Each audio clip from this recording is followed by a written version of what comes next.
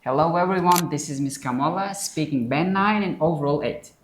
Hi everyone, this is Rajadan teacher who has Band 8 for speaking section, many years of teaching experience and countless successful students, including me as well. And today we are going to share with you guys about some practical and very specific techniques to succeed in your speaking.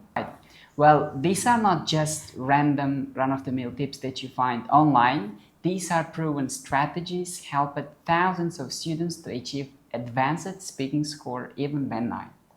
So if you're really serious about pulling off a high band score in your IELTS speaking, make sure to watch this video till very end and be prepared to take some notes. All right, let's get started. Yes. Well, one of the best strategies to specifically improve your IELTS speaking is working with sample answers. I know it sounds cliche, everybody talks about it. But if you know how to use it properly, that's the fastest way to improve your speaking and make real progress. Now I'll explain how to do that step by step. Well, step 1, you have to try to find reliable, natural, and fluent sample answers. And here we got your back. We've created several sample answers for recent speaking part 3 and part 1 topics. You can find them on our Telegram channels. Well, second step is learning the sample answer.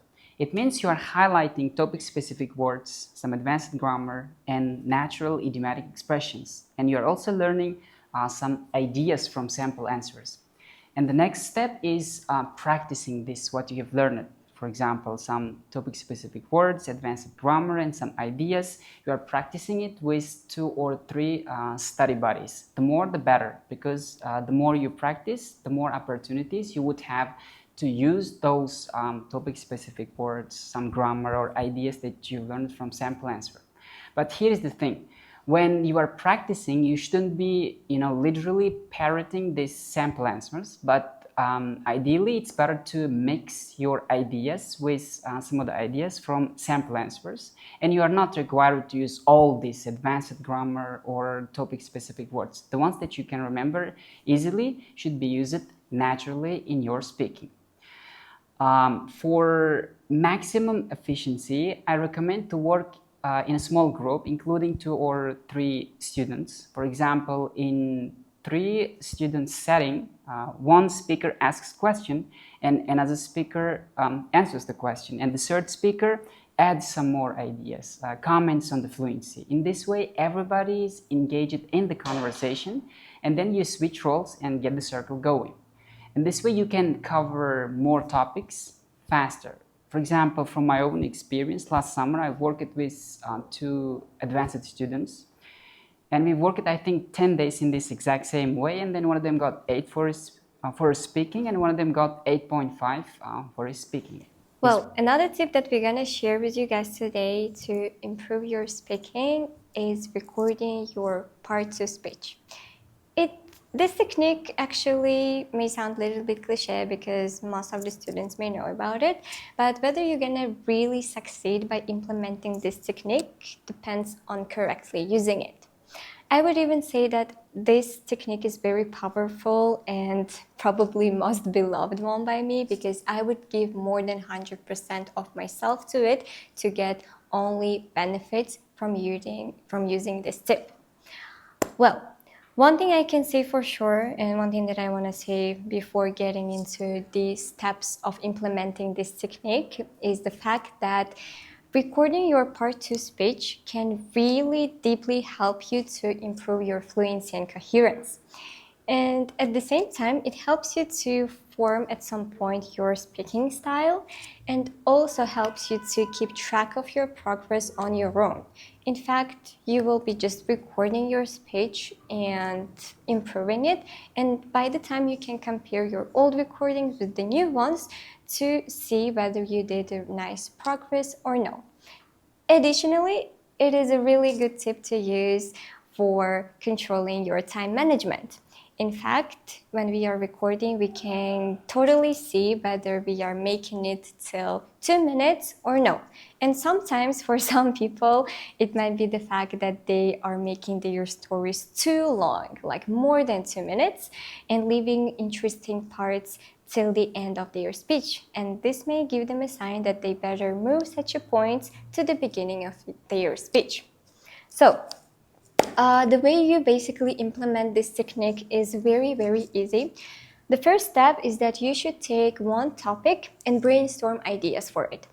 I do not recommend you guys to settle for the first idea that comes to your mind because usually it's too realistic or something that most people would go for, and instead make a list of several ideas that you would like to talk on this topic. And something that you have to pay attention for in this part is that your idea must be interesting, unique, but yet realistic. In fact, speaking part 2 questions, they usually require us to talk about experiences that we have never had in our life. So I believe that it's okay if we come up with this story, some kind of a lie, and just talk about it. In fact, it will just make your speech even more beautiful and boost your creativity as well. And after you pick up the topic, idea to talk about, then you move to the next step. The next step is about finding collocations, phrases, words, idioms, and some grammatical structures, advanced ones, that you would like to use to describe details in your speech. For this, you have millions of sources, ChatGPT, Google, maybe even textbooks, and make sure that you are comfortable talking with these advanced grammatical structures or vocabularies, and make sure that you are not overusing them. Instead of placing too much attention for only vocabulary, try to balance it out, vocabulary and grammar. So one skill subsection doesn't really outshine the other one, but give it like a balanced speech. So after you have idea and some vocabulary and grammar to describe it, the next step is to kind of craft a story that you want to talk. And for this, you can talk about this part too for yourself or to your language body, just to make sure that you're kind of satisfied with your response and that ideas flow smoothly and logically. And after that, you start recording your speech. And here comes probably the most important part, because when you start recording your speech, do not settle for the result that you get after third or fourth attempt, especially if you are new to this technique. In fact, for me, personally, it would take me like about 1 to 2 hours to prepare for one topic by recording my speech. Sometimes, depending on the difficulty of the topic, I would record it more than 20 times. And the point here is that you can implement this technique to get this perfect, flawless speech. And that's the point of using it. And usually, teachers give this practice for homework so we can have as much time as it is possible to really make this perfect speech. So don't be lazy. I know it can be very exhausting at some point, but be consistent with it. And once you get consistent, this recording for 2 hours will decrease to 30 minutes and even less, and then you will get to the result when you are capable of making perfect speech within a minute, as it is required in the real exam. Strategy is all about grammar activation. Ideally, grammar structures, advanced grammar structures, they have to come naturally in your speaking. But if your grammar is not wide enough, you miss to hit your target band score.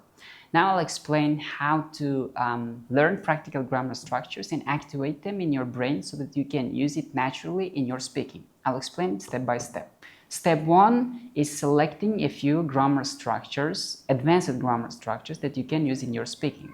Practical grammar structures, for example, conditionals, mixed conditionals, otherwise structures, or comparative structures.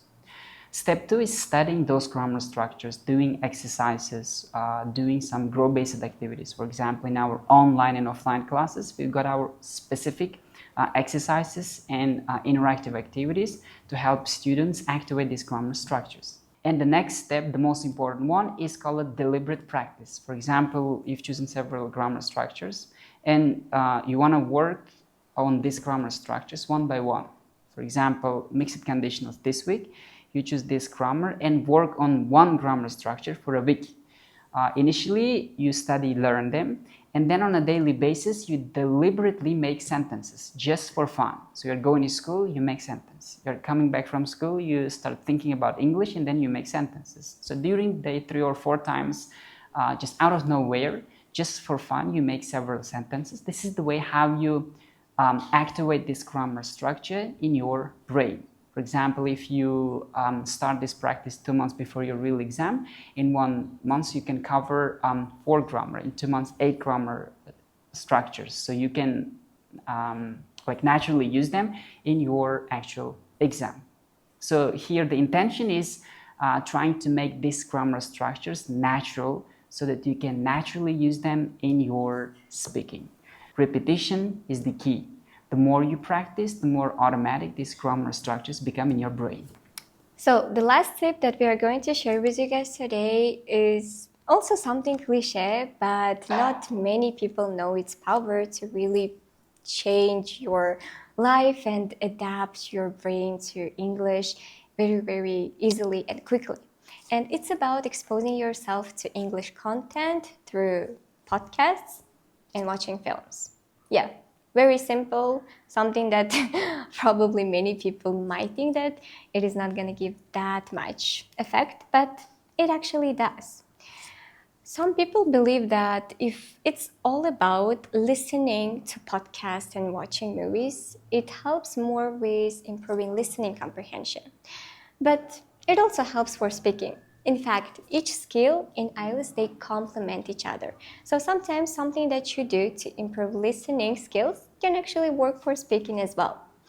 Here, the biggest benefit that you are going to get by, let's take, listening to podcasts is to learn to show emotions through your speech, which means correctly using intonation.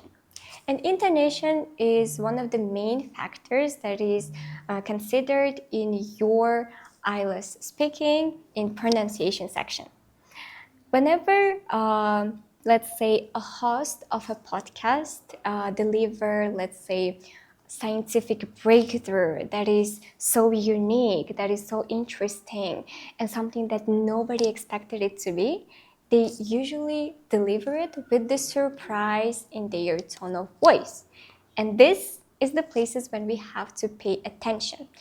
While you are listening, do not only focus on comprehending the information, but also focus on how they are delivering their opinions and telling about some interesting facts.